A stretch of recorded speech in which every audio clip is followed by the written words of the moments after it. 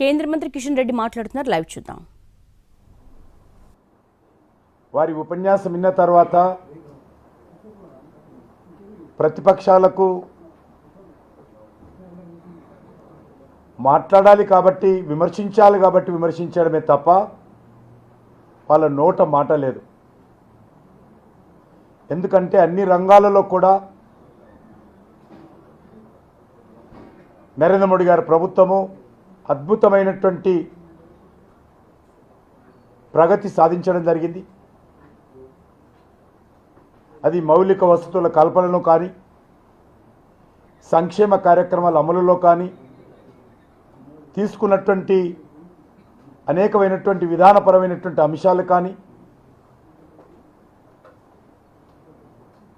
గతంలో ఎన్నడూ లేని విధంగా ప్రతి అంశాన్ని రాష్ట్రపతి గారు కాంగ్రెస్ టైంలో ఏ రకంగా ఉండింది, నరేంద్ర మోడీ గారు వచ్చినటువంటి 9.5 సంవత్సరాలలో ఏ రకంగా దేశం ముందుకెళ్ళింది చాలా స్పష్టంగా ఏ రకమైనటువంటి రాజకీయపరమైనటువంటి అంశాలకు సంబంధం లేకుండా ప్రగతి గురించి, పథకాల గురించి, విధానాల గురించి ఈ 3 అంశాలు ప్రధానంగా రాష్ట్రపతి ప్రసంగంలో ఉన్నాయి. ప్రగతి కూడా కాంగ్రెస్ టైంలో ఏ రకంగా ఉండింది, ఈ 9.5 సంవత్సరాలు ఏ రకంగా అభివృద్ధి చేశామని లెక్కలతో సహా, వివరాలతో సహా వారి ఉపన్యాసంలో పొందుపరిచి వివరించడం జరిగింది. ప్రత్యేకంగా